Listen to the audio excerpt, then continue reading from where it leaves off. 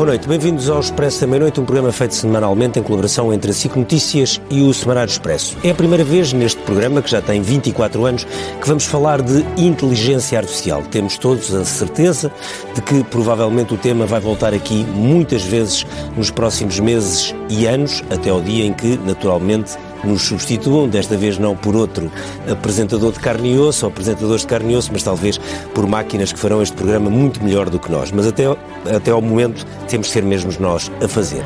A razão de trazermos este programa aqui não é uma razão absolutamente evidente, já é da semana anterior, mas a verdade é que, de repente, aquelas discussões que já existiam nas universidades e não só sobre a inteligência artificial, como provavelmente a tecnologia mais poderosa jamais criada pelo homem, que de repente se começa a recriar a si própria e se quisermos em termos filosóficos e também tecnológicos, provavelmente ou potencialmente sem limite, essa discussão acabou por aterrar agora de uma forma bastante brutal, se me permitem a expressão, por causa de uma encíclica papal. Não é uma novidade absoluta, houve também uma outra encíclica papal há 135 anos, na sequência ou na ressaca da Revolução Industrial, que veio tentar olhar para o que é que seriam esses avanços tecnológicos e o que é que poderiam implicar, nomeadamente, no mundo do trabalho.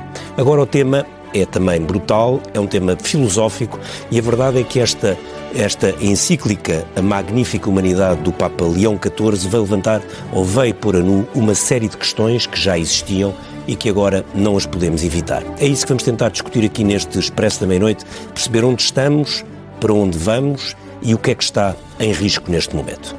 Perguntas difíceis, e convidámos para este debate o professor Mário Figueiredo, que é professor catedrático do Instituto Superior Técnico e especialista em inteligência artificial, a Maria João Avilés, que é jornalista e comentadora SIC, o padre Ricardo Figueiredo, que é diretor de comunicação do Patriarcado de Lisboa, e o José Maria Pimentel, que é investigador e autor do podcast 45 Graus, um podcast que se propõe saber mais e pensar criticamente, bem mesmo a calhar para o tema que hoje vamos ter aqui no programa.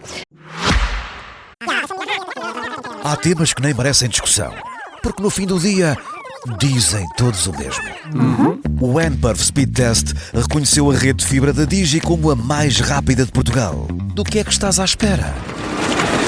Escolhe já uma velocidade à tua medida. Adere em digi.pt ou através do 923 30 90 30. Digi. Liberdade de escolha. Maria João, eu começava por si. A encíclica do Papa Leão XIV é dedicada à salvaguarda da pessoa humana na era da inteligência artificial. A Maria João considera que está em causa a salvaguarda da pessoa humana?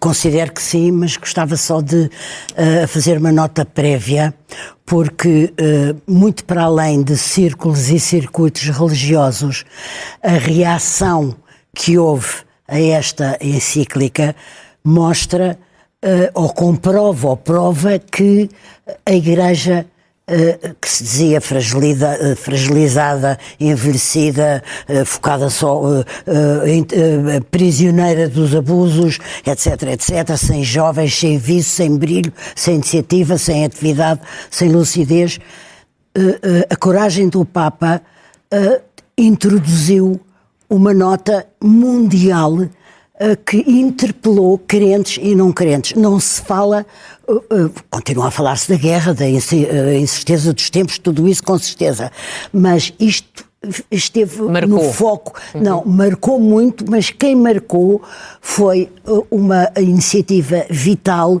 lucidíssima, com muita responsabilidade do Papa. Mas isso também significa que a inteligência artificial é um desafio verdadeiramente assustador, não é? Exatamente. Quando se fala de salvaguarda da pessoa humana... Não, exatamente, ele não se mostra nunca, nem contra, nem a favor da inteligência. É muito mais inteligente, mais profundo do que isso. O que ele apenas apela e explica muito bem é que não pode ser de maneira... a tecnologia não é neutra. Não pode fazer de nós aquilo que não somos, não pode desonrar, desqualificar, como é que se diz? Dignidade, retirar a dignidade, peço desculpa, à natureza humana e à sua essência primordial. Foi isso que ele veio fazer, mas a minha nota continua a ser que é formidável o gesto dele e que eu não vi nem socialistas, nem sociais-democratas, nem conservadores, nem liberais, nem grandes académicos, não estou aqui agora, com certeza não, mas não vi, de facto... A contestarem. Não é contestarem, não, a anteciparem-se ao Santo Padre numa iniciativa desta dimensão, desta profundidade e da influência que isto pode ter. Foi ele. E, portanto, isto mostra não só a vitalidade extraordinária da Igreja, mas mostra uma enorme lucidez e um pasmo perante, então, o que é que estavam a fazer os outros spots, com certeza que escreveram artigos, que falaram dos seus discursos políticos, tudo isso, mas com esta amplitude, esta profundidade e esta importância, foi a Igreja.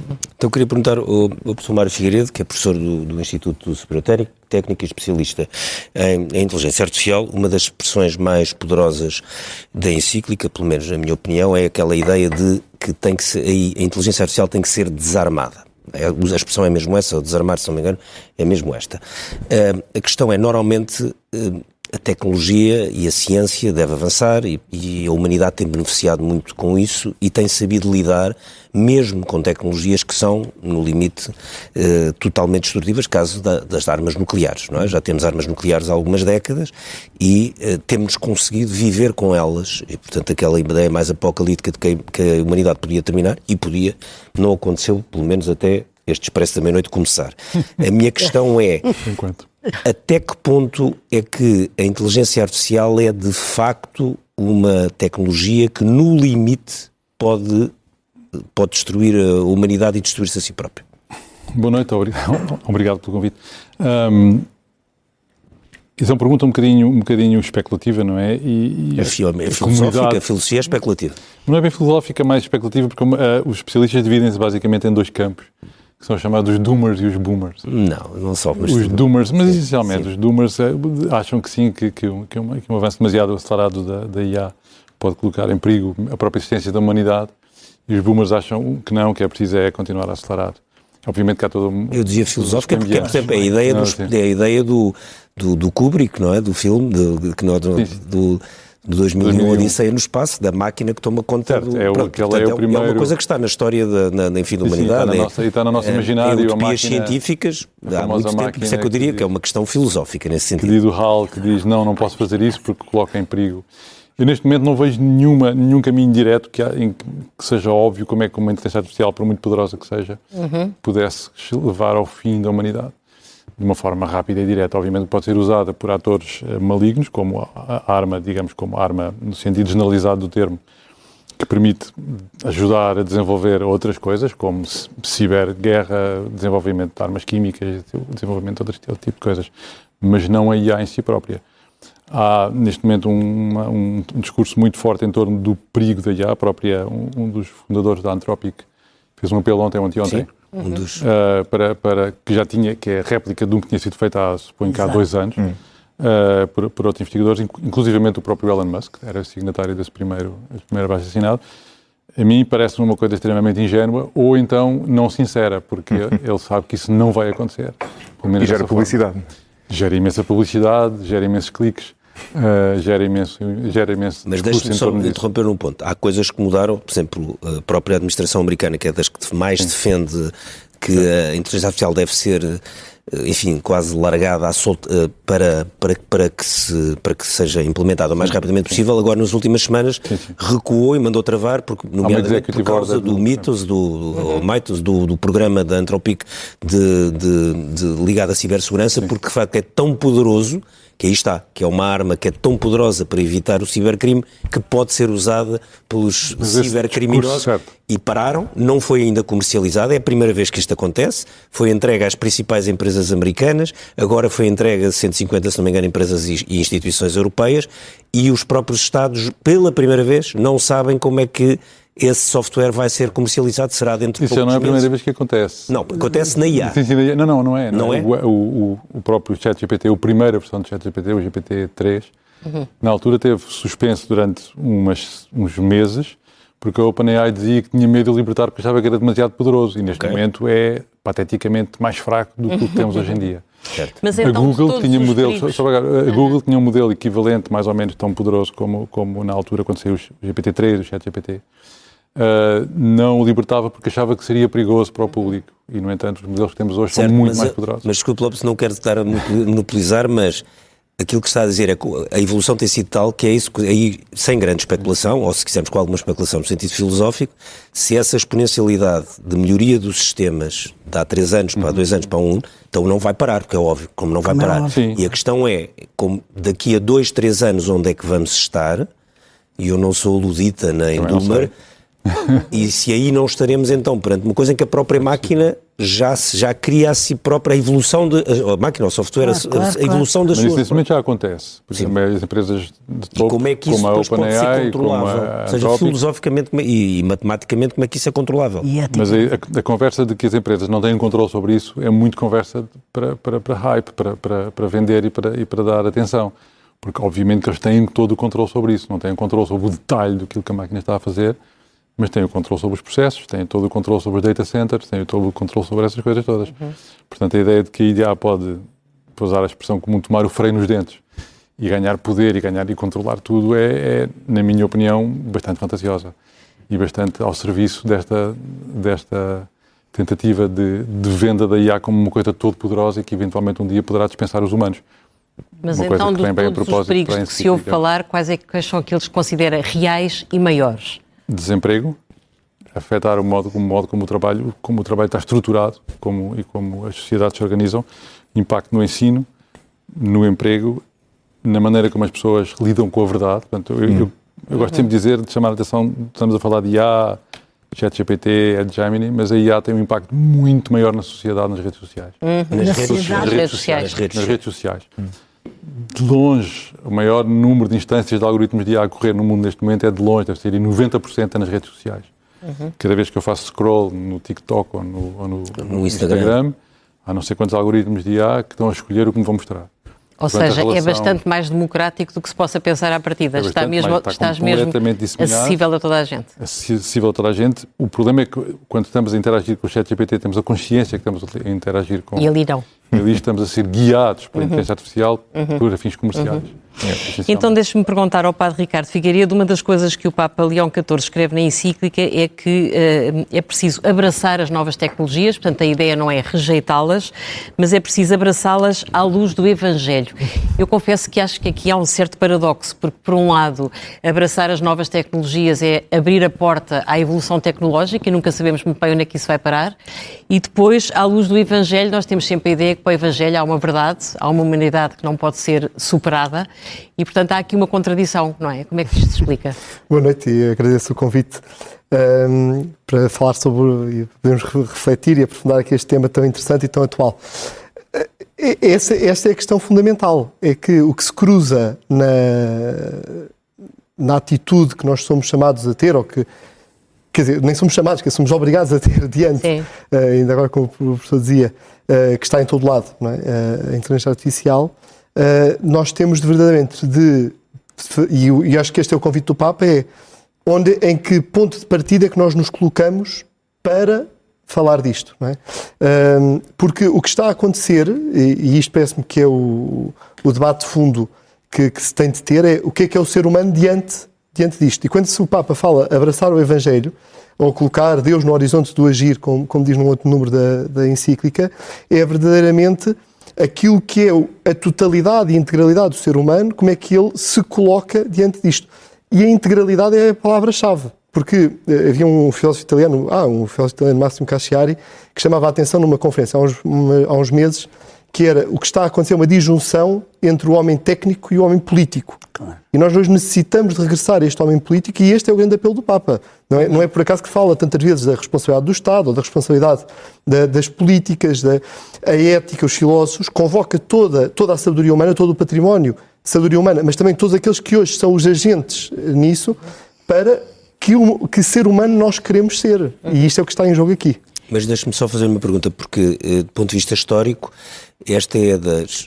Não quer dizer que não haja alguma intervenção estatal, e aliás ainda agora falámos de como de repente a administração americana pediu para travar algumas coisas, mas historicamente nós estamos a falar talvez da tecnologia que está a evoluir de uma forma mais rápida sem intervenção ou condicionamento. Condicionamento agora no sentido positivo da palavra, no sentido negativo, desde legal, enfim, a tudo o que quisermos. Por exemplo, quando eu falei antes das armas nucleares, as armas nucleares foram sempre enquadradas dentro de Estados e entre acordos entre Estados. Ora, aqui nós temos, isto não é nenhum discurso anticapitalista, mas temos, de facto, do ponto de vista histórico, um número muito pequeno de pessoas, concentrado num número muito pequeno de empresas, que podem ter um poder que nunca existiu. E os Aliás, já estão a ter um poder económico e tecnológico que nunca existiu na história da humanidade. E os interesses que estão por trás Nem no tempo disso. das companhias das Índias Orientais e Ocidentais, que já era uma fase inicial do capitalismo inglês e holandês. Mas esta é uma das chamadas de atenção muito importantes do Papa nesta encíclica, é exatamente isso. É que, ou seja, quando nós... Há aqui uma coisa que é, quando nós vemos aquilo que são os vários saltos, as várias revoluções industriais que vão acontecendo, as várias eras, nós vemos como o prazo entre cada uma é cada vez menor. Quer dizer, da primeira à segunda à terceira à quarta, são sempre aqui uns saltos que vão reduzindo e nós estamos agora numa velocidade alucinante. Mas quando o Papa, e este é um dos referentes que o Papa que tem várias vezes na encíclica, que é esta questão, esta tecnologia, a inteligência artificial não é neutra, está a chamar exatamente a atenção para isso. É que não é só a tecnologia enquanto tal, e nós pensamos que cada um faz o uso que quer, mas esta chamada de atenção, ou este facto, de que já há valores, já há decisões que estão a ser tomadas a montante e que já estão a guiar e que já estão a influir naquilo que é a vida das pessoas, aquilo que são as decisões das pessoas, aquilo que é, e a grande preocupação que tem de ser, e que o Papa Leão faz repetindo o Papa Francisco, como isto altera até a capacidade ou a possibilidade da busca da verdade. E quando vamos percebendo que há outros valores e que não são, e esta é uma encíclica, tem sido dito muitas vezes que é uma encíclica sobre inteligência artificial. Não é uma encíclica sobre inteligência artificial. É muito mais do que isso. É uma encíclica sobre doutrina social da Igreja, aplicada a esta era da inteligência artificial. Sim, por isso é que comparam com a Rerum Novarum do Exatamente, Leão XIII. E que o Papa vai buscar aqueles que são os princípios e coloca como a grande base daquilo que é os princípios da doutrina social da Igreja o bem comum. Ora, se aqueles que são os valores que estão na base do que está a acontecer na inteligência artificial está só na mão de alguns, como é que se salvaguarda, e esta é uma das reflexões que o Papa quer lançar com esta encíclica, como é que a inteligência artificial está ao serviço do bem comum e não apenas ao bem de uns quantos. Não é... Posso? Pode. Isso, no fundo, é o principal desta, se posso exprimir-me assim, desta encíclica. É isso que acabou de dizer. Os princípios da doutrina social da Igreja aplicados, depois vai aplicar os vários. Portanto, o princípio do bem comum, da solidariedade, justiça social. Portanto, estamos a falar também de ética, de valores éticos. Sobretudo de ética. Pois, e não deixa de ser interessante. Era aí que eu queria chegar. E só fazer aqui uma nota. E não deixa de ser interessante quando nós vemos as outras encíclicas de doutrina social da Igreja, desde a fundadora, Rerum Novarum, 40º ano, etc., por aí fora, o que nós encontramos sempre foi os papas, a determinada altura do seu pontificado, que quiseram dar esta resposta. Agora, nós estamos numa atitude nova do Papa Leão XIV, em que coloca como a encíclica inaugural do seu pontificado, que veio um bocadinho mais tarde do que é habitual, como este tema. Mas isso é que é o interesse disso também. 2 dias depois, ele foi eleito a 8 de maio, num discurso de 10 de maio aos cardeais, já diz, escolhe Leão XIV porque quer ajudar a Igreja a dar uma resposta a esta era da inteligência artificial. Vamos passar aqui ao José Maria Pimentel, que ainda não foi silenciado pela inteligência artificial. Um dos temas que tu tens mais falado, o José Maria faz um podcast chamado 45 Graus, que é publicado no Expresso. Um dos temas é dos riscos, e aliás já falou aqui o professor Mário Figueiredo, os riscos para as alterações para o emprego. Porque não é só o emprego que está em causa, é depois, no fundo, toda a sociedade onde nós vivemos. Claro. E na verdade, há um debate, há 2 planos em que nós podemos colocar isto, um de curto prazo e um de longo prazo. No curto prazo é curioso porque aparentemente não está a haver uma grande substituição de emprego, com uma exceção, que é uma exceção importante, que são os programadores. Portanto, justamente na área que desenvolveu estes softwares, obviamente não as mesmas pessoas, e afetando na verdade, de todo, não as mesmas pessoas, porque são os programadores chamados entry level, portanto, quem está a começar, no fundo. Né? Portanto, são aquelas Também pessoas... há um bocadinho na finança e etc. Também, mas aí a evidência, por exemplo, se olhares para o emprego não teve uma alteração grande. Onde se nota, onde a investigação mostra, de facto, haver uma alteração de monta, estamos a falar de 20%. Não é pouco. É de monta, não é 100%, mas é de monta. Porque estes motores são cada vez melhores a substituir aquilo que essas pessoas faziam, esse trabalho de programação que essas pessoas faziam. Até ver, não tem havido outro impacto, e a verdade é que o ChatGPT saiu em novembro de 2022. Sim. Portanto, já obviamente que os modelos têm estado a evoluir, mas há aqui um certo... E já são os modelos que se escrevem a si próprios. E já são os modelos que escrevem eles próprios. E há aqui um certo paradoxo, porque já temos muita IA, e aqui falo da IA generativa e destes LLMs, e não, que é verdade, toda a arquitetura de inteligência artificial que está por trás das redes sociais, mas falando desta IA que substitui mais facilmente o trabalho humano, ela já cá está e nós não vemos ainda muito impacto, tirando este, e que depois nós já ouvimos, acho que já todos ouvimos esta conversa falando com pessoas que, em escritórios de advogados, consultoras, bancos, começa a haver comunicação, começa a haver essa substituição inicial. Outra questão é... Na guerra, por exemplo, não é? E na guerra também, a utilização da iniciativa... Mas a automação na guerra já existia e agora com os drones tem aumentado bastante. Ai meu Deus, mas que Mas isso é um impacto brutal. Não, mas enfim, o Mário saberá melhor do que eu, mas Os dois, creio que não são exatamente os do mesmos. ano passado e deste ano o aumento é brutal. brutal.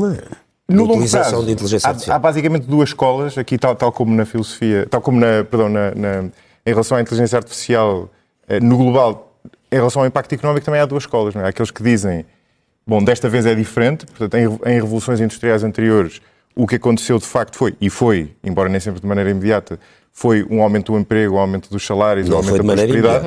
Em muitos casos não foi de maneira imediata, desde logo na primeira. Mas a verdade é que aconteceu, e aconteceu de maneira maciça. Portanto, de um lado há quem diga, desta vez vai ser exatamente igual ao que aconteceu no passado. Sim, vão acabar empregos, mas vão surgir outros mais à frente. Portanto, vamos reinventar. Há vários números, há um estudo muito conhecido, que nós não discutimos. Um estudo muito conhecido que mostra que creio que 60% dos empregos atuais não existiam há 50 anos. Não é? Portanto, são empregos que foram inventados. E depois há outro lado deste debate. O teu, por exemplo? O meu, por exemplo. Um dos meus. Os teus tens vários. E há outro lado que diz, não, desta vez é diferente. Porque o que acontece é que nós fomos nos movendo cada vez mais na direção dos serviços, mas há um limite, não é? Haverá uma parede e, portanto, nós não conseguimos ir inventando novos empregos de maneira a substituir eternamente, sobretudo se, e isto depois entronca no debate sobre até onde vai o desenvolvimento da inteligência artificial, sobretudo se a inteligência artificial continuar a desenvolver-se e começar ela própria a poder substituir empregos que nós venhamos a criar. Não é? Ou seja, estamos todos assim a caminhar um bocadinho no escuro, sem saber muito bem onde é que isto vai parar. Eu tenho, se calhar, uma opinião peculiar sobre o assunto, porque é uma opinião, sobretudo, otimista, mas acho que há um cenário negativo possível que seria tão grave que faz todo o sentido nós precavermos. Não, que é este cenário? Quer dizer, na verdade pode ser ou um cenário de substituição maciça do emprego sem que nós consigamos reequilibrar a sociedade, ou um cenário de, por exemplo, que é aquele que o Papa alude, que não passa necessariamente por isso, mas passa pela concentração de poder em meia dúzia de pessoas, e tudo isso justifica que nós devamos ter cuidado. A União Europeia tem o AI Act, não sei como é que se diz em português, o pacote legislativo para a inteligência artificial. Enfim, há uma grande discussão sobre isto, e o Papa, a Maria João, dizia que isto mostra a vitalidade da Igreja. E eu concordo que mostra, mas também mostra o poder que a Igreja tem e que o Papa tem quando dá voz a preocupações que já existiam, já eram muito discutidas. Sim, já havia que se quando vem da voz do Papa... O que foi poderoso aqui, claro que a iniciativa dele é muito louvável, muito interessante, foi a reação. Exatamente, sim. Não, a reação, isso é que é extraordinário. A reação não veio de... Isto não começou por académicos, nem por pessoas que se deveriam... Começou no seio da Igreja. Eu sei que é uma instituição respeitabilíssima, com 2000 anos e sábia, sobretudo. Mas o que é extraordinário é que estão agora em muitos ecrãs do mundo, como nós, a discutir. Partiu da Igreja este alerta. Mas o meu ponto é, o alerta já imensa gente e outras entidades têm dado esta alerta várias vezes. Mas não de uma forma... Não, isto tem um efeito, obviamente, por vir da Igreja, não é? de comunicação e de convocação de um tema que mais ninguém tem, não é? Uma força de convocatória, exatamente, mas ele fez-la. Está bem, mas ele sabe que o Papa, por definição de Papa, tem convocação. Mas fez o meu ponto, é que mas queria levantar um tema, abrir aqui uma coisa antes de depois passarmos ao Mário Figueiredo, que é um tema também político, que é os Estados, nomeadamente os Estados europeus e não só, todo o desenvolvimento das últimas décadas assentou numa estrutura de sociedade baseada no trabalho, metade dos impostos vêm do trabalho, se de repente o trabalho diminui muito, como também o professor disse, é toda a estrutura do Estado, do Estado Social e da sociedade que pode desabar. É mais uma vez também quanto a isso que esta encíclica é importante e neste sentido é quase um apelo a uma mobilização da atenção de cada um e sobretudo dos políticos, e esses políticos são mencionados muitas vezes na encíclica, da enorme responsabilidade e da atenção que é preciso ter, dada não só a incerteza atual do mundo como está, sem a inteligência artificial como ele já estava. E agora, embora a inteligência artificial obviamente tenha já uns certos anos e já se possam tirar algumas conclusões, elas, apesar de tudo, não mostram ou não demonstram que da parte dos governos ou da parte de quem orienta os destinos das pessoas esteja a dar a atenção que isto merece. Exatamente. Então deixe-me perguntar ao professor Mário Figueiredo, tudo isto está muito assente num negócio que é hiperlucrativo, não é? As grandes tecnológicas são os novos donos disto tudo. Isso não é um fator que também complica e que agrava o risco e o perigo de tudo isto ir avançando para além do nosso controle? Sim, deixe-me só falar relativamente a isso, a hiperlucro destas grandes tecnológicas. Não é totalmente verdade neste momento. Portanto, há empresas que hiperlucram.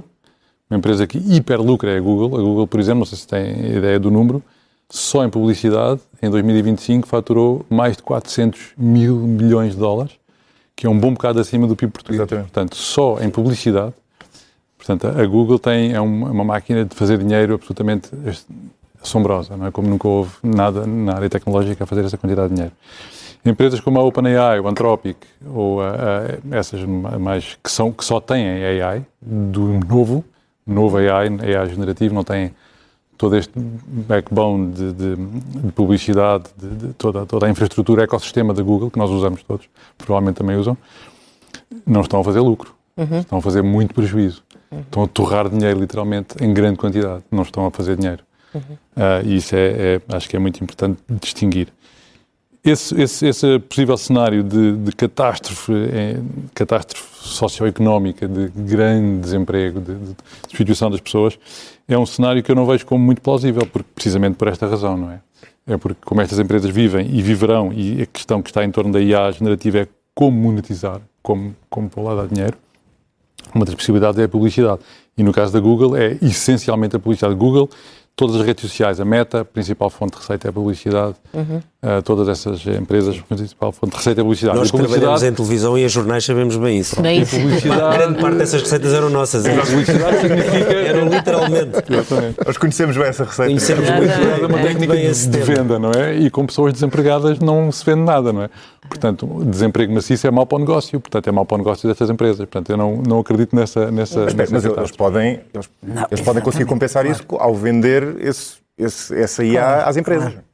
Vão, está bem, mas então, claro, mas a Google não. Há empresas para quem isto deixa de fazer sentido. A Meta deixa de fazer sentido, para a Google deixa de fazer sentido. Sim. Mas para a OpenAI e para a Anthropic, sim. Mas a Anthropic e a OpenAI são muito suportadas por dinheiro de Microsoft, que também tem outro tipo de estruturas. Pela NVIDIA, há uma quantidade de ciclos viciosos, digamos assim, de investimento em empresas que compram os próprios equipamentos desses fornecedores. Há muitas pessoas que observam o sistema financeiro americano que prevêem que pode haver um rebentamento de bolha, que isto está muito instável, porque as empresas estão, de facto, a queimar dinheiro a um ritmo nunca visto. E se não começarem a gerar dinheiro rapidamente, a coisa pode dar para o torto. Como provavelmente sabem, a Anthropic prepara-se para entrar em bolsa, não é? Sim, e a do Elon Musk também, que integra a SpaceX, mas também integra a parte de inteligência artificial. A do Elon Musk, a parte de inteligência artificial está a dar enorme prejuízo. Vão ser os 2 maiores IPOs da história da humanidade. A parte de inteligência artificial está a dar enorme prejuízo, e ele quer juntar tudo com a SpaceX, porque a SpaceX é uma empresa muito sólida e que tem um produto, obviamente, único, não é? Tem uma barreira de entrada muito difícil, não é fácil entrar, começar a fazer foguetões, não é? Demora uma década. Mas a Anthropic só tem inteligência artificial. Só tem inteligência artificial. Portanto, a inteligência artificial chega-se muito depressa. Uma empresa que tenha um breakthrough qualquer, uma nova ideia muito revolucionária, a Anthropic é um bom exemplo. Sim. Em 2, 3 anos está a valer, ou está com uma avaliação de 1 trilhão, não é? Deixa-me só voltar a um tema que é o tema ético. Ou seja, na história da tecnologia e das ciências computacionais, a ética não é uma coisa completamente nova. Já há outras situações onde já se levantaram temas, mas a verdade é que quando nós olhamos para a história da inteligência artificial, e assim, estou a simplificar, não é a minha área de todo, apenas leio umas coisas, menos do que o Zé Maria, porque ele tem mais tempo, mas é um tema que eu gosto bastante.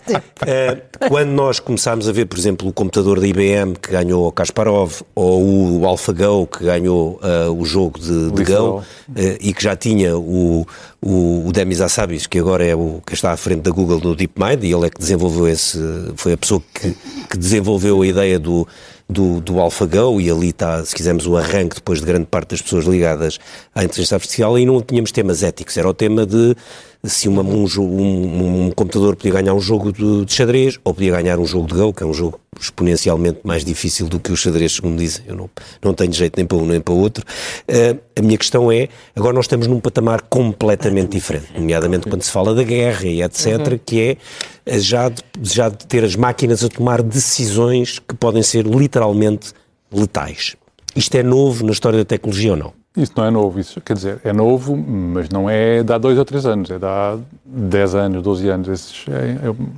Utilizar a inteligência artificial para tomar decisões que afetam humanos já é uma coisa discutida. Eu falo nestas coisas em público, em universidades, em escolas, pelo menos desde 2000. Um salto brutal nos últimos 5, 6 anos, não é? Nós neste momento temos, por exemplo, até liberais, agora estou-me a lembrar do Mesquita Nunes, que normalmente são mesmo muito liberais, e a pedir, quase a suplicar por uma regulação rápida e eficaz, porque acham que isto tem riscos tremendos, não é? Portanto, em termos éticos, e não só em termos éticos, quer dizer, nós no fundo é os próprios governos verem-se na mão de privados, não é? Certo. Há decisões que ficam na mão de privados. Tem riscos éticos, estou completamente de acordo, portanto, estamos neste momento, e a encíclica chama a atenção para isso, com uma parte muito importante, com um aspecto muito importante das sociedades humanas, que é o contacto com a verdade, com o conhecimento, não é?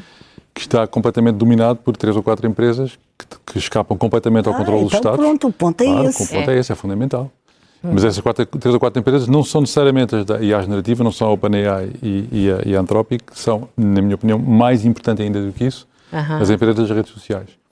Porque neste momento ainda ocupam a maior parte do tempo das pessoas. Algumas pertencem às mesmas. Algumas pertencem às mesmas. Caso da Meta, não é? Com a Instagram, etc. Mas a Meta não tem nenhum modelo. O próprio Google tem o YouTube, que é uma rede social. Certo, o YouTube é uma rede social. Na lógica de funcionamento. Certo. Não, algumas são as mesmas.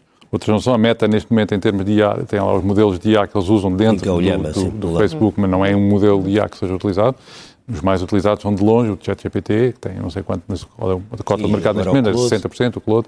Mas eu queria chamar só para uma coisa que me deu mais 30 segundos. Sim. Há um outro aspecto que não estamos aqui a tocar, que temos só a olhar para o impacto da IA negativo nas nossas sociedades, mas há um outro impacto muito importante que é nas cadeias, e é até chamada a atenção isso na encíclica, que são as cadeias de exploração de pessoas desfavorecidas que estão por trás disto e que são invisíveis. As pessoas que fazem a anotação de dados pagas a preços, a salários de miséria, as pessoas que fazem a extração das terras raras, tudo isso é referido na encíclica e tem passado muito ao lado desta discussão dos perigos da IA.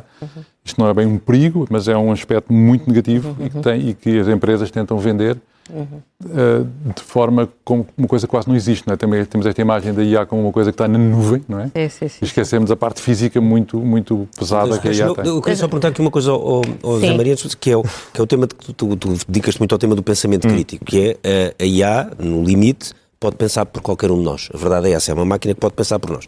É claro que nós já vimos discussões parecidas quando apareceu a máquina de calcular, no técnico, nomeadamente, havia muita gente que dizia as pessoas nunca mais ninguém vai conseguir fazer umas contas e, portanto, já passámos por várias evoluções que, na verdade, não impediram que as pessoas continuassem não tão perigosas. A fazer... claro, não. Na altura pareciam. Fazer contas, e a minha questão é se esta discussão aqui, ou se esta tecnologia nos coloca num outro patamar em que nós, no fundo, o cérebro humano pode ser destreinado de uma série de coisas que são fundamentais para a sua evolução e para a distinção enfim, literalmente da humanidade. Eu acho que o risco está sobretudo na transição, tal como com a máquina de calcular. Não? Ou seja, nós vamos arranjar maneira de lidar com a IA e não ficar estúpidos por usar inteligência artificial. Não é? Agora, na transição, há esse risco e há... Enfim, há estudos que comprovam isto até certo ponto, não é muito fácil de medir, o chamado cognitive offloading, desculpem o termo em inglês, ou seja, no fundo, não sei como é que isto se traduz, mas é nós passarmos parte da nossa... O offloading é descarregar. É descartar parte do nosso pensamento para estes modelos. Deixas de usar o cérebro, não precisas de o treinar. Justamente, exatamente. Subcontratar, exatamente. Exatamente. E, na verdade, este perigo, digamos assim, junta-se a outro que o precede e que tem que ver com as redes sociais, que o Mário falava há pouco, e esse tem mais a ver com a informação, não é? Nós já vivíamos numa era de overdose de informação, em que nós somos postos a informação muitas vezes sem validação de qualidade duvidosa, que leva muita gente a consumir informação acriticamente, chamemos assim. Não é? A isso junta-se a inteligência artificial, que nos cria um problema mais do lado do pensamento, tanto quanto se possa separar estas duas vertentes. Não é? E aí não é tanto a qualidade da informação, até porque nesse aspecto estes modelos, na verdade, até vieram trazer uma melhoria substancial, porque eles são treinados com toda a informação que existe online e, portanto, têm informação muito mais fidedigna. Por outro lado, implica que nós vamos desenvolvendo esta coisa meio acrítica de... Antes íamos perguntar ao Google, que dava umas respostas meio parciais. Respondia a factos, no fundo. E agora vamos perguntar ao ChatGPT ou ao Claude, ou o que quer que seja, o que é que devemos fazer. E isto, no curto prazo, cria aqui uma... É preguiça. Cria uma espécie de preguiça cognitiva, não é? Sim. Uma preguiça cognitiva que a pessoa, em vez de pensar, pergunta, não é? Quase como quem tem um irmão mais velho que sabe mais umas coisas do que nós. Eu não acho que... Eu não tenho nada contra a preguiça, mas a preguiça cognitiva já é um bocadinho mais perigosa é mais do que a velha preguiça. É mais complicada. Há uma perspectiva, só para terminar, há um ponto que é impossível que a IA não substitua parte do nosso processo cognitivo. Isso é quase, enfim, seria quase uma contradição em termos que isso não acontecesse, quer dizer, quase bem com a tecnologia. Não, mas repare, toda a tecnologia tem substituído coisas que nós fazíamos e deixámos de fazer. Desde que nós consigamos socialmente, aliás, a especialização económica foi construída por cima disto, desde que nós consigamos socialmente ter isso bem gerido, isso não é por si só um mal. E tu convencido que é prazo... Maria acha que as oportunidades ainda superam os perigos ou não? Eu estou convencido que as oportunidades da IA superam largamente os perigos. O meu ponto é que há um cenário... Portanto, o cenário médio é um cenário em que a IA é claramente benéfica para a humanidade. Mas há um cenário... que é necessário uma regulação apertada ou não? Concordo justamente por isso, não é? Porque às vezes confunde-se... Mas a Europa vive obcecada pela regulação. Os Estados Unidos e a China estão-se nas tintas para a regulação. Não. E, portanto, muitas vezes... A China é diferente. A China não. Nos Estados Unidos a regulação é zero. Agora já não é zero, como o Ricardo disse. Não, isso é um mito. Comparado com a Europa? Em alguns aspectos sim, no aspecto económico sim, no aspecto tecnológico não tanto. Mas a regulação também não pode travar exatamente o avanço tecnológico? Esse é o grande debate que existe. E a própria Europa, que durante muito tempo regulou, também regulava porque era o que podia fazer, não é? Quer dizer, era o que estava nas mãos da Comissão Europeia, mas durante muito tempo regulou e agora neste novo mandato da von der Leyen está a começar não digo a andar para trás, mas enfim, a tentar corrigir algumas arestas. Apanhar a onda. Mas é evidente que a regulação continua a ser importante, porque há um cenário...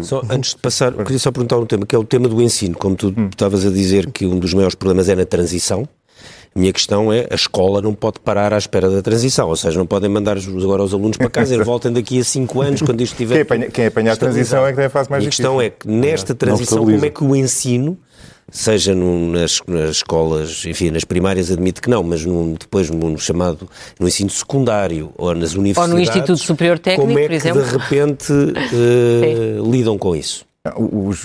Enfim, ainda há pouco estava a falar com o Mário sobre isso antes de entrarmos, né? Está tudo um pouco sem saber o que fazer no que toca ao ensino, muitas vezes a refugiar-se na avaliação, porque a avaliação, apesar de tudo, consegue-se controlar, né? Se nós impedimos as pessoas de acederem à IA. E acho que até certo ponto o caminho é por aí. Por outro lado, esta pode ser uma altura em que, se isto correr bem, o ensino pode reformular-se e passar de uma lógica muito focada em, normalmente se chama problemas fechados, que foi aquilo que nós apanhámos, em que nós temos de é-nos transmitido algo que nós temos de idealmente compreender, na pior das hipóteses, decorar. Não é? E isso depois, na verdade, é muito diferente do que nós apanhamos na vida real. Se nós passarmos para um ensino mais baseado em problemas abertos e que depois a avaliação seja muito mais interativa e muito mais focada em perceber o processo mental da pessoa, porque isto, reparem que isto impede... regressamos a Atenas. De certa forma, regressamos a Atenas. A grande dificuldade é escalar isto, mas um aluno pode usar a IA para fazer o trabalho. Sim. Mas se depois estiver a defender o trabalho oralmente e se não souber o que fez, espalha só cumprido no primeiro minuto. Padre Ricardo, uma das coisas que também se lê nesta encíclica é que o mundo digital é aqui referido como um novo continente que é preciso evangelizar. Isto para a Igreja Católica vai ser uma espécie de nova cruzada? Não, vai cruzada não. Cruzada não. Esta é uma ideia antiga, vem do Papa Bento XVI, que já usava essa expressão em 2009 e, portanto, é algo que já há uma grande atenção. Mas é perceber que há aqui uma nova... Sobretudo, nos últimos documentos da Igreja, tem-se tentado superar a ideia entre fazer uma dicotomia entre o virtual e o real. Sim. Agora, a questão é, este mundo digital é real, não é? E construtor de sentido e significado para muitas pessoas. Não é? Agora, a questão é, como é que se leva ali o Evangelho e, sobretudo, e aqui, desculpem-me só aqui um bocadinho voltar atrás no tempo, porque esta questão da educação parece-me crucial. E o Papa na encíclica também a trata e pede muito, e até diz que é a favor da regulação do uso de ecrãs e de todas estas tecnologias, por exemplo, para as camadas mais novas, porque é o momento da formação do cérebro e quando se começa a haver todo este processamento de dados em que se gera se pode produzir, o Papa fala da cultura do imediato, da hiperestimulação, que fomenta o cansaço, o tédio e a empatia face ao esforço necessário para procurar a verdade. Esta expressão muito bonita, que vem, muito central, que vem criar isto. Não sei até que ponto é que nós já temos a capacidade de perceber quais são as consequências que isto tem para o desenvolvimento da inteligência, sobretudo dos mais novos. Não é? Falo-se outra vez entre a diferença entre a inteligência dedutiva e a inteligência indutiva, que é um ponto aqui importante. A inteligência artificial pode, vamos pôr uma questão de saúde, diante os meios que há num hospital e o número de doentes que aparece, pode-se pôr um critério e a inteligência artificial pode fazer uma triagem e acaba a escolher pessoas, até ao limite de escolher quem vive e quem morre. E aqui esta importância da questão ética que surge aqui. Portanto, quando a Igreja fala do evangelizar o mundo digital, é levar a mensagem, e, quer dizer, 2025, o jubileu de 2025, já houve o jubileu dos influencers. Quer dizer, isto está aqui. Quer dizer, isto já está a acontecer na guerra, com algumas empresas, em particular a Palantir e a Anduril, que já trabalham em muitas áreas sem intervenção humana. Evangelizar esta realidade que é a questão ética, que é voltar a colocar... É não perder o poder de decidir, no fundo. E ser um poder humano decidir. Não é? E com uma questão amontante de os humanos que estão a decidir até que ponto é que estão na posse totalmente das suas faculdades, também das faculdades cognitivas, com a influência que a inteligência artificial pode trazer aqui. Portanto, estamos, e isto parece-me que é o grande, não sei se é a novidade, mas a grande contribuição da encíclica do Papa, que é no terreno, no momento de decidir, no momento de refletir sobre isto, o que está em jogo é a complexidade do ser humano. E nós não podemos ficar só com respostas simplistas ou com apenas uma perspectiva, mas precisamos desta integralidade do ser humano. E Deixa-me perguntar, a Igreja é capaz de fazer isso, não é? O professor Mário, qual é o impacto que isto vai ter, por exemplo, nos governos, na política? Quer dizer, a capacidade... É maior? Isso é uma pergunta difícil. Na política, antes dos governos, tem um enorme impacto, porque tem impacto na visão que as pessoas têm da sociedade e do mundo e da política. Tem enorme impacto, não é? Obviamente, houve impacto na eleição, na última eleição presidencial americana, houve impacto no Brexit. Há impacto em toda a Europa. Sempre que há eleições, há enormes investimentos em redes sociais de todos os atores que querem influenciar, não é? Depois há exércitos em vários países, não é? Exércitos fechados em torres, não é? A correr bots, né? para influenciar, para fazer opiniões sobre tudo e mais alguma coisa para influenciar. Na política, mas sente que a classe política, por exemplo, portuguesa está suficientemente alerta para os riscos e para o que está em causa? Não conheço suficiente. Há algumas pessoas que sim, conheço algumas que sim, outras que talvez não. Não sei responder a essa pergunta com propriedade, não os conheço suficientemente bem. A resposta talvez seja não. E a universidade está? Não, absolutamente. A universidade está a fazer o seu caminho, não é? De pouco e pouco. O técnico provavelmente tem um papel de liderança nisso, porque é o presidente da escola que é e porque tem cursos de inteligência artificial. E, portanto, está. Mas é complicado, como o Zé Maria estava a dizer. A questão fundamental, eu acho que, a minha opinião sobre isto, eu tenho pensado muito sobre isto e é um assunto sobre o qual já escrevi e já falei muitas vezes. Eu acho que o que aconteceu com a chegada deste IA generativo ao ensino foi mais que tudo trazer à tona problemas que já existiam, mais do que tudo. Nomeadamente um excesso de foco na avaliação, algum abandono, não generalizado, mas alguma subalternização da necessidade de motivar e de estimular a curiosidade e de tornar a coisa motivadora. Mas vai ser, não, daqui a um ano, se estivermos aqui, o professor Mário Figueiredo vai dizer, já não dirá algum, dirá muito. Eu acho que não muda muito. Eu acho que nós nunca falámos de risco. A coisa fundamental é a maneira de lidar, e isto liga com o que o Zé Maria estava a dizer, de usar a IA como algo positivo, é colocar nos estudantes, estamos agora a falar particularmente dos estudantes, genuína vontade de aprender, porque se tiverem genuína vontade de aprender, então estas ferramentas são absolutamente extraordinárias. Sim. Porque dizem tudo, explicam de todas as maneiras diferentes, explicam... É a maneira de contrariar a preguiça e de se manterem agentes ativos. São altamente não discriminativos em termos de linguagem. Um aluno que não seja português pode pedir que lhe expliquem aquilo que a professora disse na aula naquele dia noutra língua. Sim. E, portanto, eu acho que são ferramentas, uma pessoa curiosa consegue aprender coisas inacreditáveis. Eu acho que é altamente positiva. É que estamos mesmo no fim do programa. Temos de terminar numa nota negativa, senão até parece uma positiva. Esta é positiva. Se este programa fosse de inteligência artificial já tinha entrado o genérico. Ninguém aqui na mesa antecipa que em 2050 e tal... Não sei se o mundo... Tínhamos passado para o humanoide, isso não é? Estão awares com o risco. Pronto, ok. Então vá. Vamos passar à capa do Expresso. Esse fica para o próximo. Fica para o próximo. Vamos fazer para aí mais uns 100 programas sobre isto. A manchete do Expresso diz-nos que o Governo quer um cheque em branco para avançar com a nova prestação social única. O Executivo quer sim do Parlamento à pensão social, sem definir o valor dos apoios, a fórmula de cálculo das condições de acesso e o impacto no número de beneficiários. E o PS deixa passar, mas só se cair o trabalho social obrigatório. Aqui temos uma grande foto de Vítor Gaspar, o ex-ministro das Finanças de Pedro Passos Coelho, no tempo da Troika. É uma grande entrevista feita pela Maria João Vilés, que está hoje aqui connosco, na revista do Expresso, uma entrevista conduzida pela Maria João, e o ex-ministro fala da sua reforma após mais de 20 anos a trabalhar no estrangeiro e revela que 13 anos depois ainda há quem lhe diga que votou nele, embora, diz ele com graça, eu que nem nunca fui a votos. Temos também a notícia de que os fugitivos e condenados, houve fugitivos e condenados na cimeira da extrema-direita a decorrer na Figueira da Foz, foram monitorizados pelos serviços secretos, defendem uma Europa sem imigrantes e alguns são deputados eleitos. Por fim, uma coisa mais leve, um guia para ir à praia, no meio da grande confusão que há entre zonas concessionadas e chapéus de sol que livremente possam ocupar o areal. Temos um trabalho que nos explica o que é proibido e o que é permitido. E quando acabar o trabalho vamos todos para a praia, porque exatamente, já não há nada para fazer. Termina aqui então o Expresso da meia-noite, nós voltamos para a semana. Boa noite.